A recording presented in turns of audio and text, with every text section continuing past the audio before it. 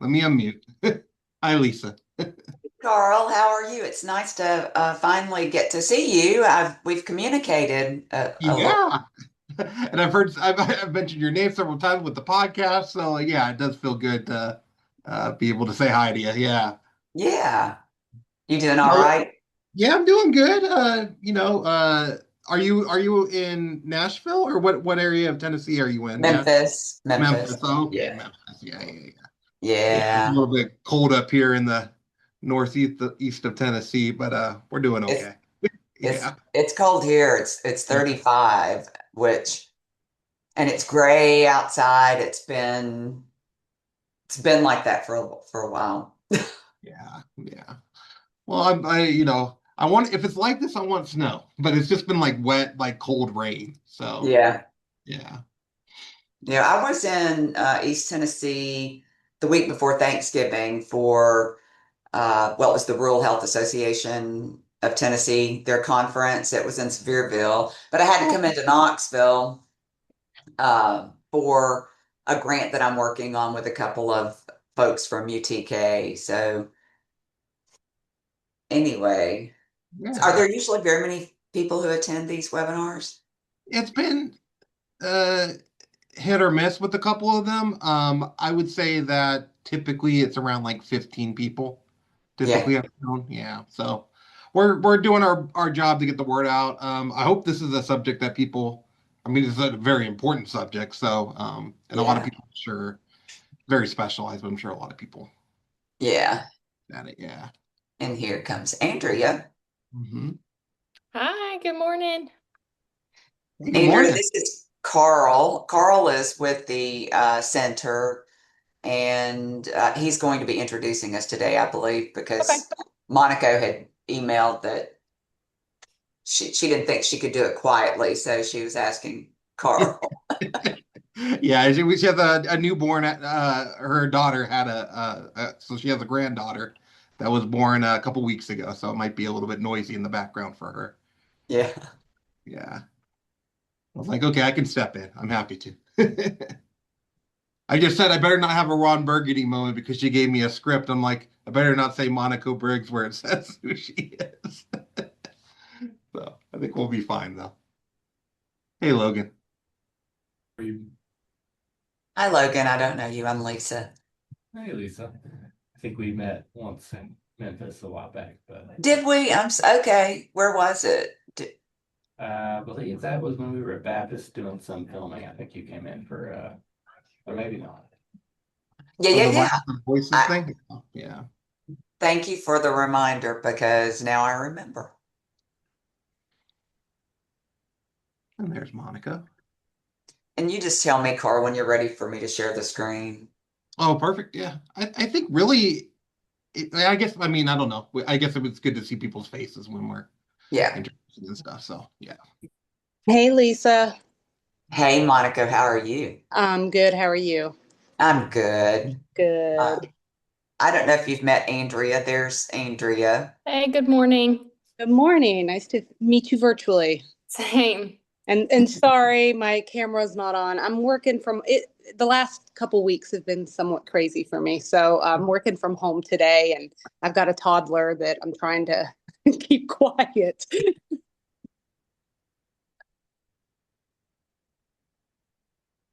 We understand. Andrea's got two daughters, and which they're a little older, but uh, and we were talking about she's got a couple of dogs too, and we were talking about sometimes on Zoom you can't really hear things like you think you can. So like they'll bark and nobody hears it. They're getting good these days. Yeah. With kind of like background noises, not. Yeah, I think that technology is getting much better. Yeah, I agree.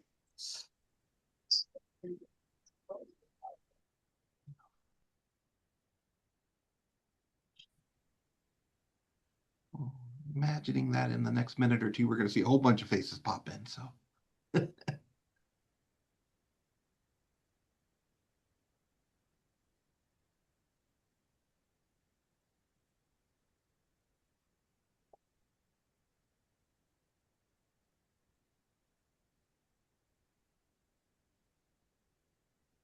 Monica, do you know how many people we had?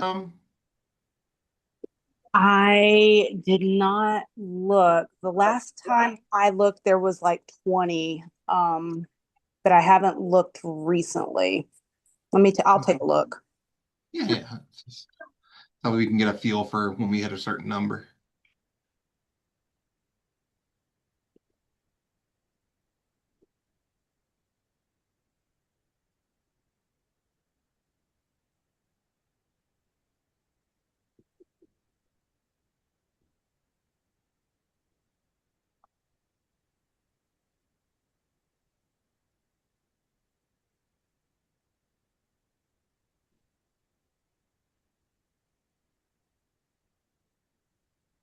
It's 10 o'clock right now, but I think we will give it some time here.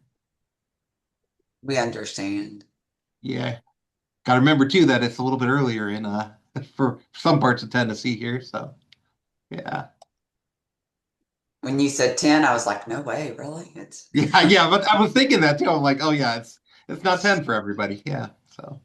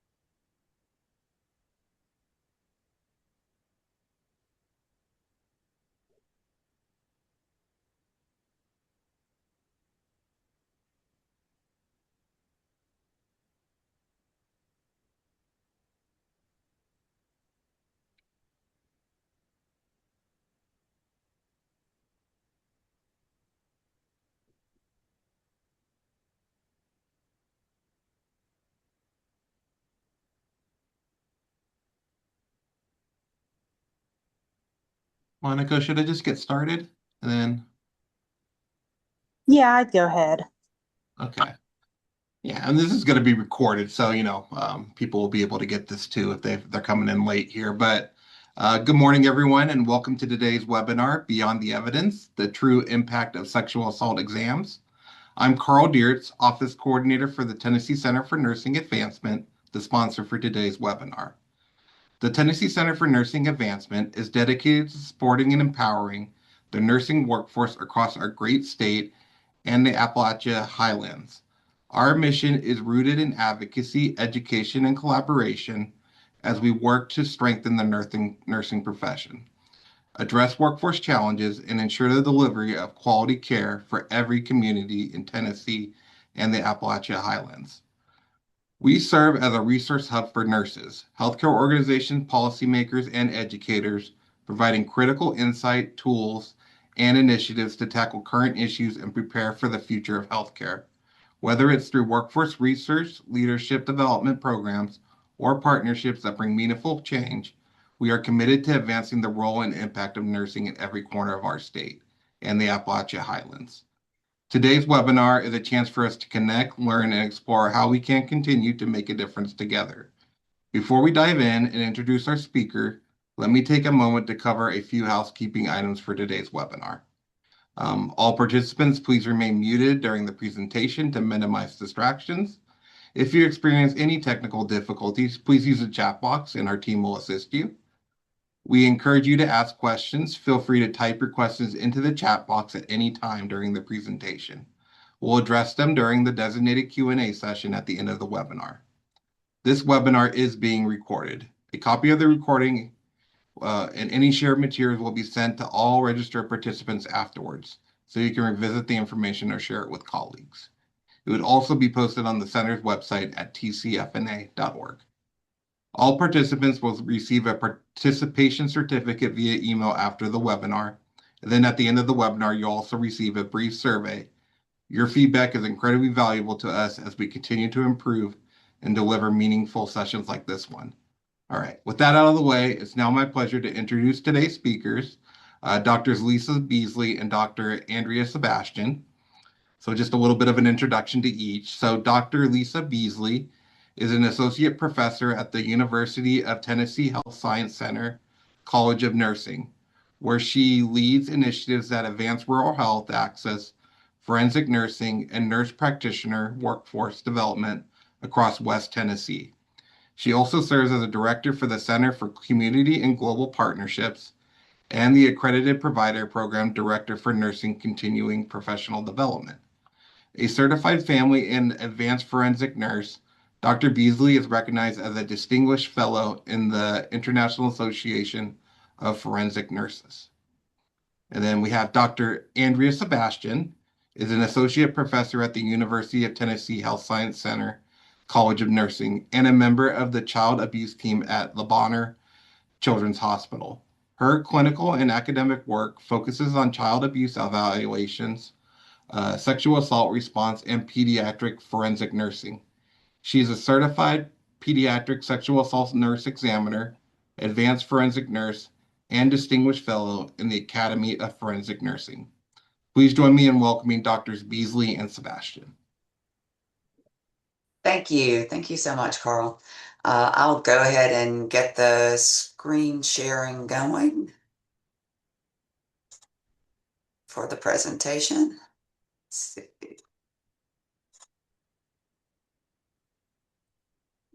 And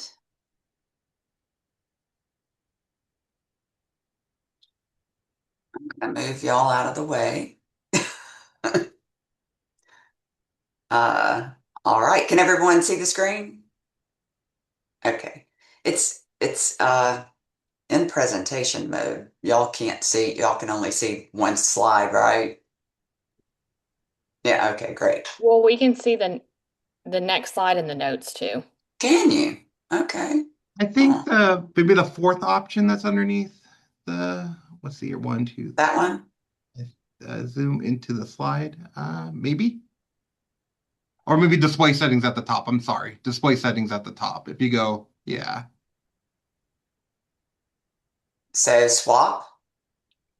I don't know, Logan, do you have any thoughts? I would swap it and see what is on your screen. Yeah. Yeah, that's what I would do. Did that do anything? Yeah, that's correct. We're good to go. Yep. Okay. So I won't be looking directly at this camera because it swapped it to my other screen. Anyway, so this is the title of our presentation, Beyond the Evidence, the True Impact of Sexual Assault Exams. Our objectives for today, and I usually read these just so that we're clear on them, but explain the comprehensive role of a sexual assault exam beyond evidence collection, emphasizing its significance in addressing the medical and emotional needs. Doing good. How are you?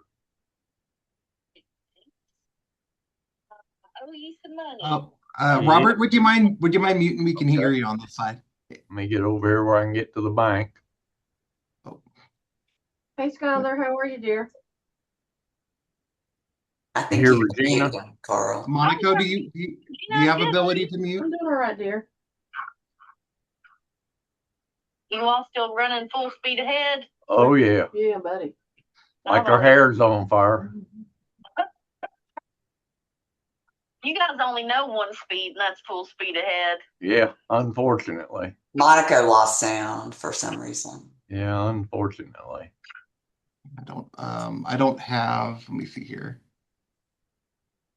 I don't have what do you call it? Like administrative abilities to. Yeah. Robert Wharton, can you please mute?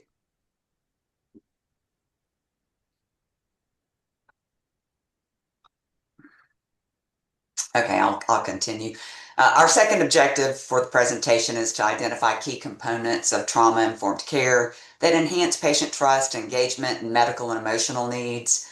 The third one is to develop strategies to educate healthcare providers, law enforcement, and the community on the broader impact of medical forensic exams in supporting survivors' recovery. So what is a SANE? I remember hearing this term early on in my nursing career and thinking that this was just such a strange, what is a saying? What is a saying? And then learned that it was stood for sexual assault nurse examiner.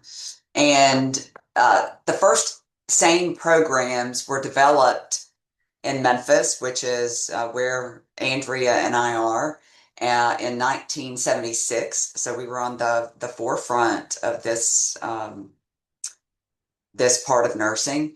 Minneapolis, Minnesota in 1977, and Amarillo, Texas in 1979. So a SANE, for those of you who don't know, is a registered nurse who has specialized training to be able to care for those individuals who have experienced sexual assault or sexual abuse. We provide comprehensive medical, psychological, forensic care, including evidence collection and documentation, as well as emotional support and advocacy.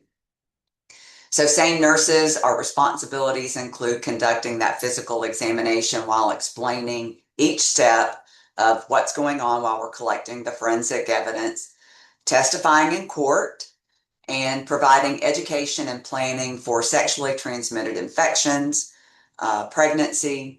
Additionally, we offer emotional and social support through the process in collaboration with rape crisis advocates. Many of the SANEs have completed training, and very few are nationally certified. There are 69 SANE adult adolescent certified in the state of Tennessee, and 19 certified in pediatrics in the state of Tennessee. But we do know that there are many more who are practicing in the state.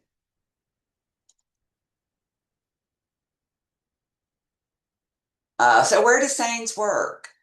It varies across the state of Tennessee. So there are SANEs that work in hospital emergency departments. We have that example in Vanderbilt, at Vanderbilt in Nashville. It's the most common setting. SANEs are often called in to provide that trauma-informed care and collect forensic evidence. We have rape crisis centers and crime victim centers. So some communities have standalone facilities where survivors can receive exams, advocacy, and follow-up care, which is outside of the hospital. So we have one of those centers in Memphis, which is the Shelby County Crime Victims and Rape Crisis Center. Also, community health clinics or family justice centers, and those are increasing. SANEs are embedded in multidisciplinary centers to provide comprehensive services to survivors. And I think there are actually some rooms that are set aside in some of these family justice centers in the state of Tennessee, but not often are they being used because we don't have a lot of collaboration for SANEs to be able to come in to do those exams. They can't just come in and do them at these centers without being affiliated with, say, a community center or excuse me, a rape crisis center or an emergency department at a hospital. We have military facilities. SANEs also serve on military bases to support service members and their families. And correctional facilities. Some of them provide exams for incarcerated survivors of sexual assault. And the last one would be academic medical centers. Universities and teaching hospitals often employ SANEs for both clinical care and training future examiners. So why would someone need to see a SANE or need a medical forensic exam?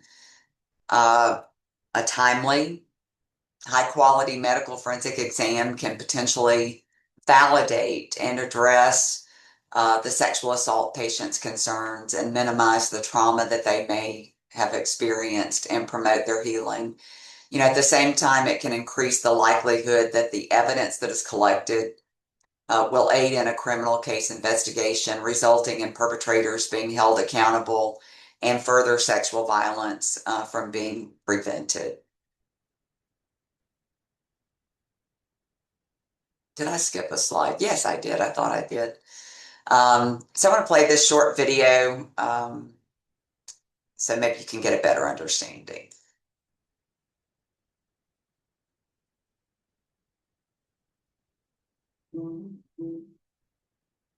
I just didn't know what to do anymore. I didn't know what to do with my kids and where to go or what I should do. I felt really embarrassed and I didn't know if it was part of my fault that it happened. I invited him over, but I didn't know. I didn't want it to happen and I felt just didn't know. I felt lost. Could I have stopped it if I fought back harder? Did I bring it on myself? I was pretty messed up. I couldn't believe it happened.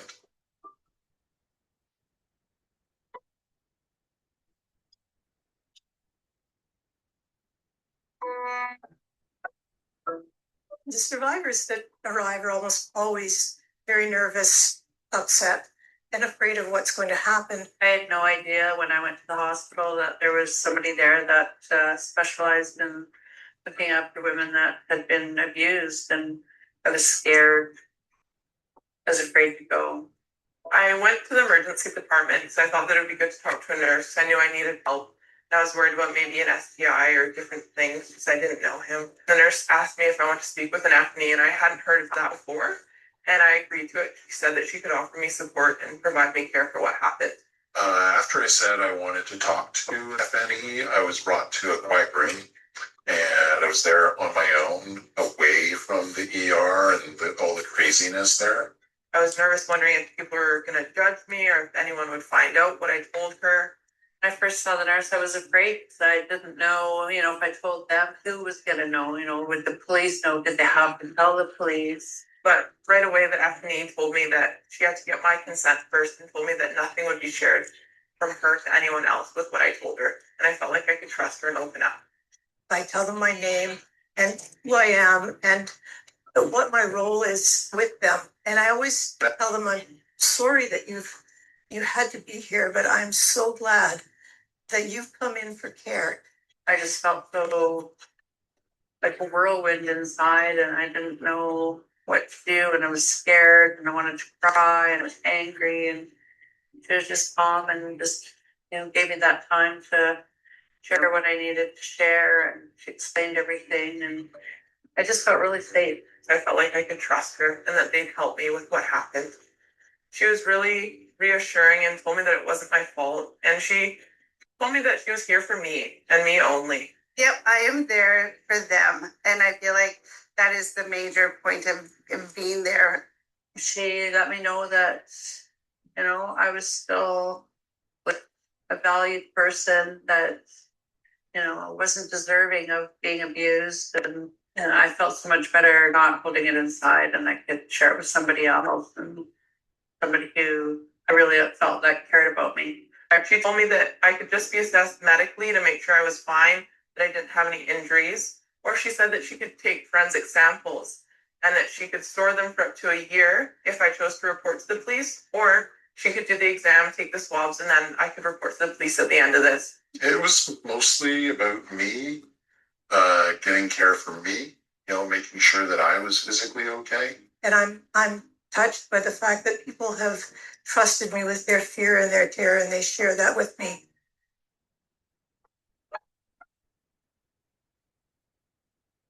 She did quite a few different things, looked at my skin with this different light to make sure there was nothing on me. And then she did the head to toe exam and took swabs because I decided that I wanted that done. Okay.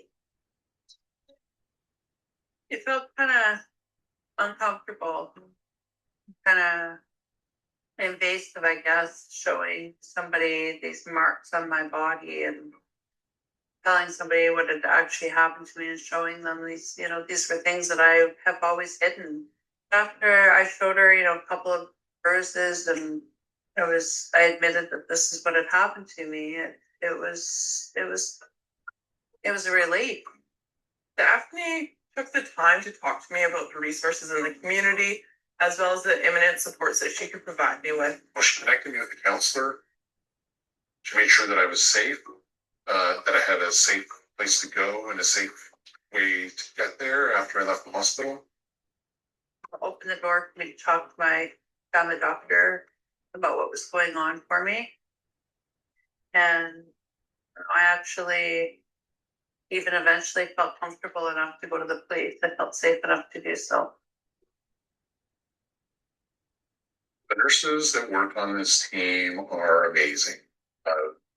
They're supportive. They treat you with respect, dignity, and assure you that it's not your fault, because it isn't. I would recommend searching out these resources no matter what gender you are. And just know that the Daphne will not pressure you to do swabs or to report to RCMP. They're there for you and they respect you. I think it's the ability to soften that little corner of the world for them. We can't change the world, but our little corner. And you hope at the end of the time you spend with that patient that they leave on a healing journey. That's their first step. Their visit with us is their first step to healing. It was just great having somebody to sit with me to go through the processes that I needed to go through and let me know that I was important enough and that I deserved care and provided me with that care.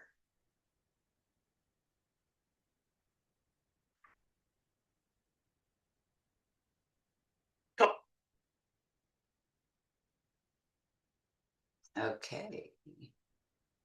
So just to clarify, I know that that was in Canada and it said that the sexual assaults are largely underreported in Canada. They're largely underreported across this country and across the state of Tennessee as well. And they also refer to an FNE. So SANEs are called different titles across the country. So an FNE would be a forensic nurse examiner. So to continue on, the Jim Coley law, Jim Coley was a representative and he was from West Tennessee. And he actually passed away a few years ago, I believe. But House Bill 0039, Senate Bill 1035 was passed in our 112th General Assembly in the state of Tennessee. And it was an amendment to Jim Coley's Rape Survivors Protection Act. And it provided more details about victims and survivors' rights. So just to kind of tell you a little bit more about that, a victim of a sexually oriented crime is entitled to a forensic medical examination without charge. So if those victims come into whichever type of center or emergency department, they're not to be charged for those exams. Within 24 hours of the forensic exam, healthcare provider will notify the applicable law enforcement agency. That is if the medical forensic kit is collected. Some people call them rape kits. I prefer medical forensic kit. Within 7 days of being notified, the law enforcement agency will pick up this kit. It's a sexual assault evidence collection kit, sorry. Within 10 days of receipt of that, the law enforcement agency must put the sexual assault kit into this tracking system. And we have this tracking system in the state of Tennessee. Within 30 days of taking possession, the law enforcement agency shall submit that kit to the state crime lab or another similarly qualified testing facility. The location and status of the kit must be updated in this tracking system by the law enforcement and crime lab at each step of the process. And upon the victim's request and within a reasonable time, the law enforcement agency must notify the victim of whether a DNA sample was obtained from the analysis and whether the analysis resulted in a match to the DNA profile in the state or federal database. So this has great implications for being able to prosecute the perpetrator of the crime and to help the victim in their, we call them patients, but to help them in their healing. So there are hold kits of adult victims that are being held by law enforcement agencies pending the decision of victims. So victims don't have to have this kit analyzed. The hope is that they will, but they don't have to have them analyzed. Law enforcement can hold those kits for a minimum of 10 years or until the victim makes a police report, whichever occurs first. And Andrea, if you have anything to add to any of this, please feel free. Okay, thank you. So these are just a little bit of the numbers. You can see how many kits are collected and sent for testing and hits through CODIS. And CODIS is this database across the country. It's called the Combined DNA Index System. And the FBI is the holder of,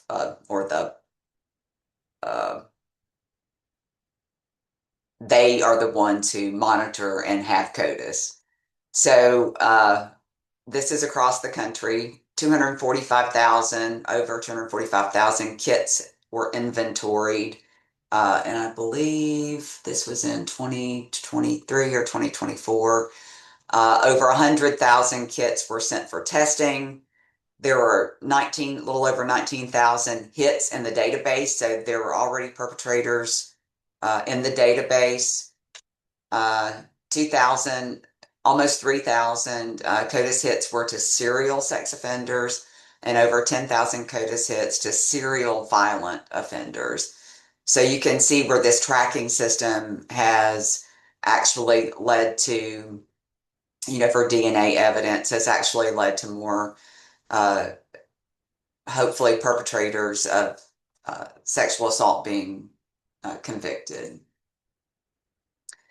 So this is just a little bit more about the DNA evidence. So to establish sexual contact, to prove legal elements, identify a donor to include or exclude a suspect, because collecting DNA doesn't have to mean that you're identifying the perpetrator. It can also exclude someone that you think could be the perpetrator. It could link the suspect to other crimes, both past and future, and it can help corroborate those statements of the victim or even the suspect.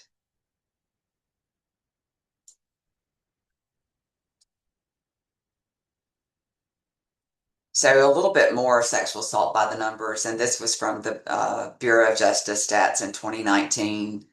While statewide numbers for 2023 are not yet published in these aggregated reports, news sources provide glimpses into localized trends, and this is especially in Nashville. And we're choosing Nashville because those were the most updated statistics. In Nashville, reported rape cases rose by over 20% in the first half of 2024 compared to the same period in 2023. That was 322 reported rapes versus 264. Experts caution that this may reflect increased reporting rather than an increased actual rise in incidents. Underreporting remains a significant issue nationwide. About 2/3 of sexual assault cases go unreported, meaning official statistics likely underrepresent the true prevalence. So, in the state of Tennessee, 78.9 per 100,000 residents. They're largely female. We do have more teens, ages 14 to 17.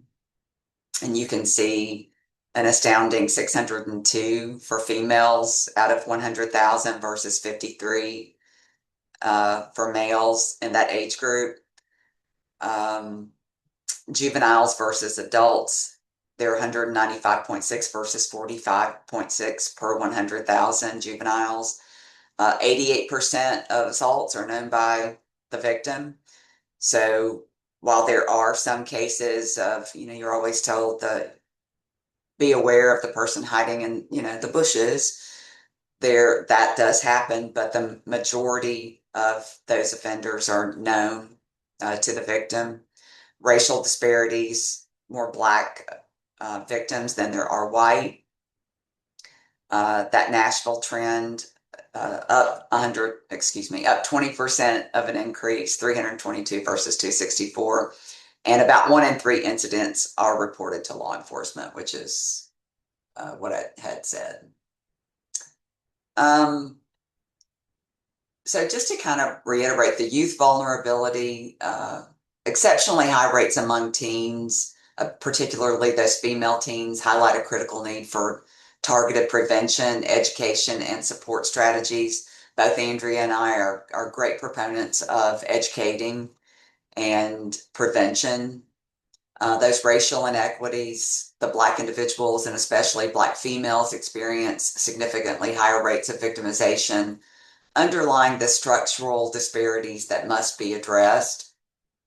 That known assailant context interventions should account for the fact that most perpetrators are known to survivors, reinforcing the importance of that trauma-informed approach and those community-aware responses.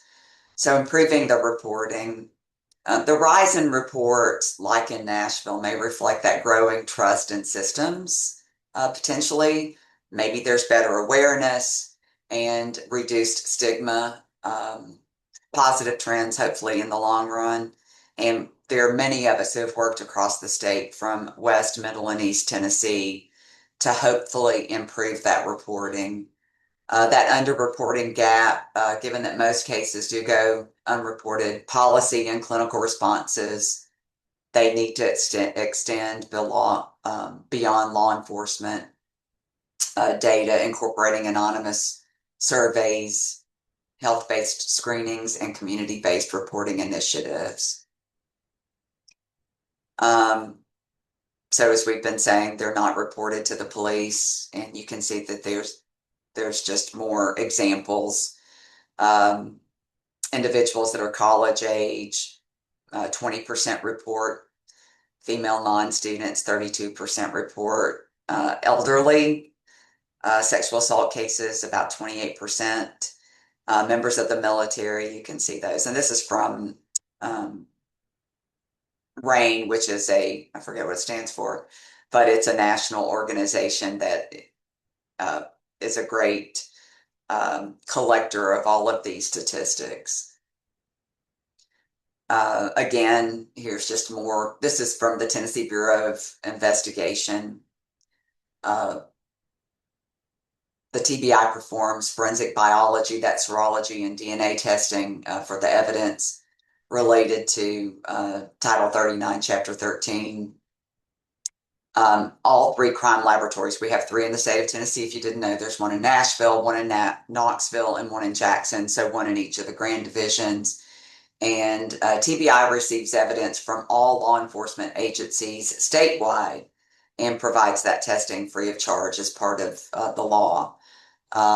Metro Nashville Police Department, if you didn't know, operates its own laboratory to perform the testing in cases investigated by them. Just a little bit about consent. The definition of consent in sexual context.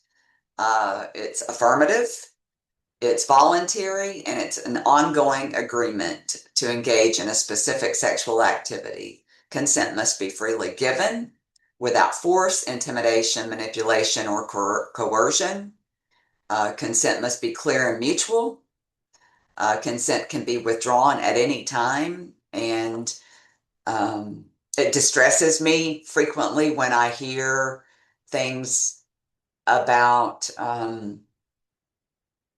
consent when someone says no, she really meant yes, or they really meant yes. No, consent is all the things that I just said.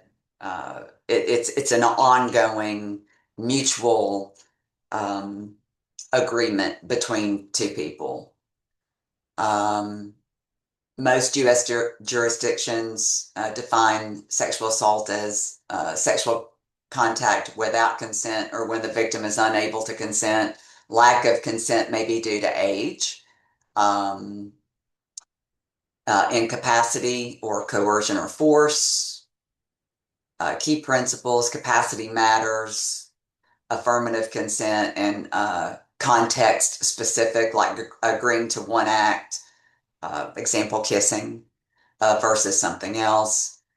And consent versus sexual assault is sex with consent is legal, ethical, mutually respectful. And sex without consent is sexual assault, rape, or abuse under the law. So what else can help? Biological evidence, when we're collecting this evidence, can be found in a lot of places, the clothing, the carpet, the furniture, and there are investigations that do go on occasionally at the place where the crime might have occurred. Some other possibilities include suspect examinations and touch DNA. Perhaps the most important step in a sexual assault investigation is that victim interview, because they're going to be able to tell you what occurred. And sometimes victims will remember things a little bit later on because you don't have the recall necessarily in the moment, in moments after this just happened, like you think you might. Myths versus fact. Won't go through necessarily all of these, but myth evidence collection is only about proving rape. No, the reality is kits gather potential forensic evidence, but exams also focus on the patient's health, their safety, their emotional well-being. Myth, the survivor must decide to press charges. No, that's not always true. Most states allow evidence to be collected, like I said, and those kits can be stored. Evidence collection is painful or re-traumatizing. The reality is that it is emotionally difficult. You heard in that video, SANEs are trained to prioritize consent for that evidence collection, trauma-informed care, and patient control throughout that process. Patients can stop or skip any part of the medical forensic exam. Myth, if there are no visible injuries, there's no evidence. That is not true. There are many, in a lot of cases, there are no findings. And just because there are no findings does not mean that nothing occurred or nothing happened to the patient.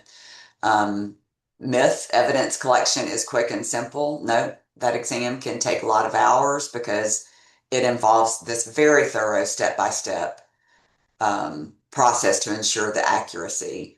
And myth, all collected kits are automatically tested. No, it depends on whether or not the survivor consents to reporting.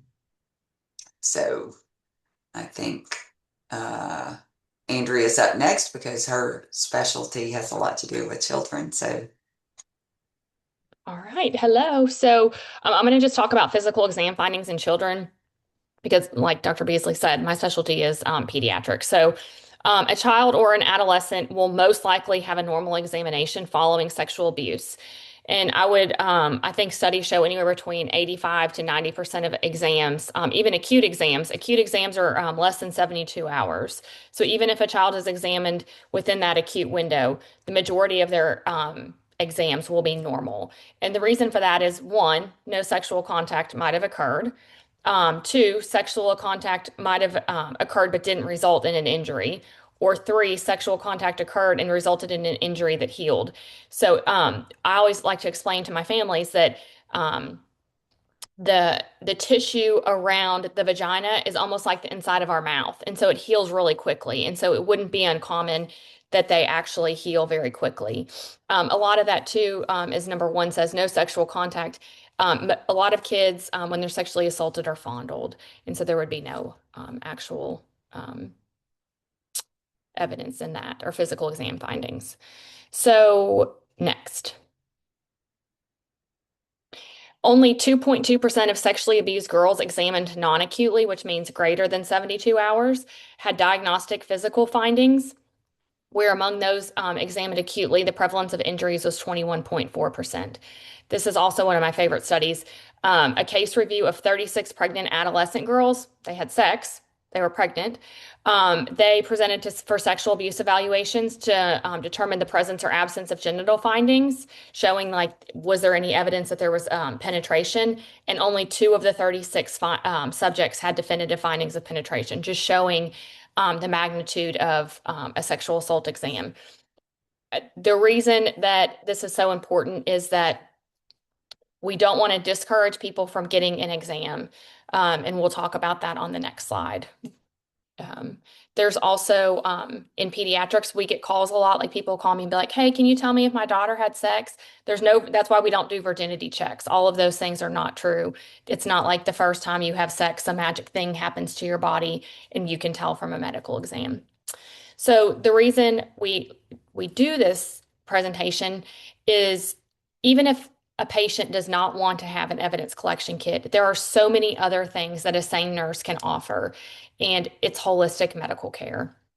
For example, we can provide medical care. So we can provide, if they have an injury, we can identify them and treat them. We can provide STI and pregnancy prophylaxis and address any other urgent healthcare needs. We provide a trauma-informed support. We validate their experience. We offer crisis intervention and then connect them with advocacy. We allow survivors to make informed choices about each step and about reporting.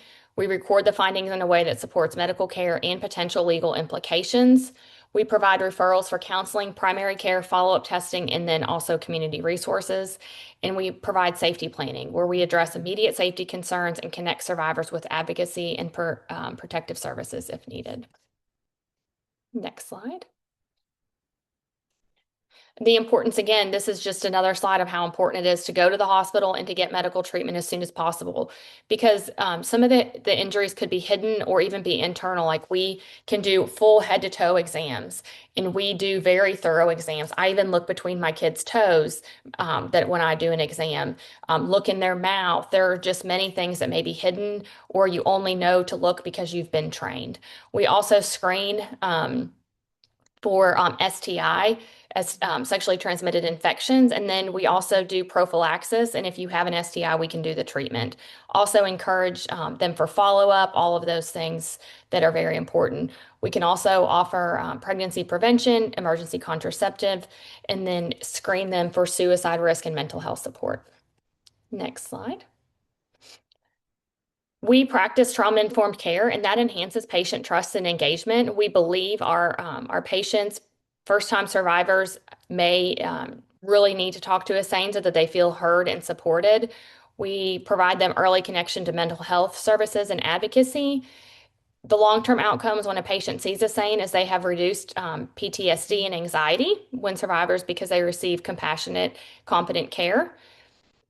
We can also connect them to legal aid and follow-up, and we will support them through the criminal justice process. Next. These were some really moving quotes that I found online, and I just want to share them with you. These were from patients that saw SANEs. One said, I was a victim of sexual assault when I was young, and the people who believed me changed my life forever. Another person shared, some assault victims said the SANE experience was a turning point. It was the first time where I felt human after going through a horrendous experience and was made to just feel like I was a bee in heat or being a pig led to the slaughter. And people like the advocates and the nurse examiner, they make you feel like they're more interested in you and helping you cope with what happened. And that makes it easier because they're looking at you like a person. And another person shared, she was calm and soft-spoken that night. She let me know she was so sorry this happened to me. She was gentle and put me at ease while collecting evidence and explained each process and why she was doing it. She was genuinely concerned about my injuries and believed me that something horrible had happened to my body. Next slide. The reason why STI treatment and screening is so important in Tennessee is you can see the Tennessee rate of chlamydia is higher than the US rate, and so is the gonorrhea rate. And so we really need to make sure that our patients are being screened and treated. Next slide. We've talked a lot about crisis intervention, and so crisis intervention includes helping the patient right after the sexual assault because many people are in shock. Others may appear to be calm, composed, subdued. Some are crying, some are shaking, some are yelling. And we do document how the patient is acting and how they are reacting immediately, but there is no right way or wrong way to react. And we share that when we testify and with the investigators that many people react in many different ways, and that doesn't mean that something happened or didn't happen. All right, next slide. Safety planning, we talked a lot about this. We talk about who the patient's going to be discharged home with. Will they be able to provide them the support they need? Do they need a protection order? If they feel unsafe, what kind of other help can we help them with? Do they need to go to a shelter? And those are all things that we help with safety planning. Next slide. I talked a little bit about how important a follow-up medical exam is. In the days following the assault, it's important for them to continue to get medical care so we can document whether the injuries are healing, for example, bruising, or if things are getting worse. So, for example, sometimes in a strangulation, you don't immediately see bruising or the petechiae, and when they come back to clinic, a few days later, you can see it. Also, it's important that we follow children because many times I've been consulted to see patients like in the ICU or something. They'll call and say, "You should see this baby. He's covered in bruises." And really it's just, we call it a CDM, or it used to be called a Mongolian spot or bruising, or not bruising, a birthmark. And it's mistaken for bruising a lot. So if you follow it, it doesn't change. And so it's obviously not a bruise. And so it's very important that we follow the patients for that. Also, patients should be scheduled for follow-up clinic at 2 weeks and 4 weeks post-assault for STI evaluation and care, HIV testing, and hepatitis B vaccine if indicated. Next slide. Research shows that SANE programs resulted in more cases being prosecuted. The number of cases being prosecuted increased when a SANE is involved, and the cases resulting in guilty pleas and trial convictions also rise when a SANE is involved. All right, next slide. So we shared a little bit that we really think it's important that we educate other healthcare providers, law enforcement, and the public about the broader impact of these exams so that everybody doesn't just think if all we do is collect evidence, and if I don't want an evidence collection kit, it's not important to get an exam. So we like to provide trainings. It's important that we continue with campaigns. Survivors tell their history. We form partnerships, and then also the media can obviously be very helpful for things like that. Next slide. So the call to action, I encourage everybody to support SANE programs in your area. That includes funding, just sharing about the program, and then providing referrals for them. Lisa and I both are very strong advocates for telesane, especially in rural areas. It's just not possible to have enough SANEs in a rural area. So we really encourage people to be an advocate for telesane, which is telehealth, and then provide and promote education for health providers and law enforcement. For the sake of time, we won't play this video, but it's important that how to help a victim after they disclose is to listen without judgment. Let the person know that the assault and the rape and abuse was not their fault. Reassure the person that they are cared for and loved and that you will do your best to provide unconditional support. Encourage the person to seek medical attention. And then if the assault just happened, it is important that you try to help them preserve the evidence, including asking them not to drink, not eat, not change their clothes, not shower. If they change their clothes, they could just bring their underwear with them to the hospital or to the police department, wherever they decide to go. It is a lot of times the evidence, like Dr. Beasley shared, is not actually on the patient. A lot of times it's on the sheets or in their underwear and things like that. So even if a patient denies an exam, sometimes we can still preserve the evidence through the underwear and through sheets and things like that. Encourage, but don't force the person to report the assault. It is a crime, but they have the right to report what happened to them if they want. And then most importantly, please believe them. Next slide. So patient care and professional practice, what is everybody's role? Everybody in nursing plays an important role in providing care for these patients, including trauma-informed care, advocacy, and support. SANES will help with evidence collection. It's still important that everybody documents what the patient told them and also any injuries that you see. And then reporting. Mandated reporters, you do have to report suspected abuse and neglect in certain instances, including children and vulnerable adults. And if not, you can face legal risks. So those are important to remember. And those are our references. And we always like to leave time for questions. Does anybody have any questions for Dr. Beasley or myself? I can stop sharing, but I wanted to get this last slide in because it has our email address, which I know you'll send those out. Y'all will send that out. So if anybody needs us or wants to talk further about it, we'd be happy to do so. Yeah, and if you ever see a patient and you just have questions about it or you need help, we're happy to help you. We want everybody to feel comfortable. We know that this is very uncomfortable for most nurses, and we would love to help you feel more comfortable and to help you feel confident in the care you provide.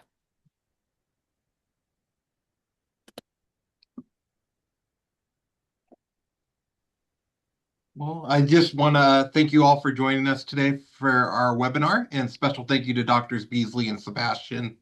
We truly appreciate you taking the time out of your busy schedules to invest in your professional and personal growth. Your dedication to advancing your career and the nursing profession as a whole is inspiring, and we hope you're leaving today with valuable insights. Before we wrap up today, I want to remind you that you will be receiving an email shortly containing your participation certificate and access to the webinar recording.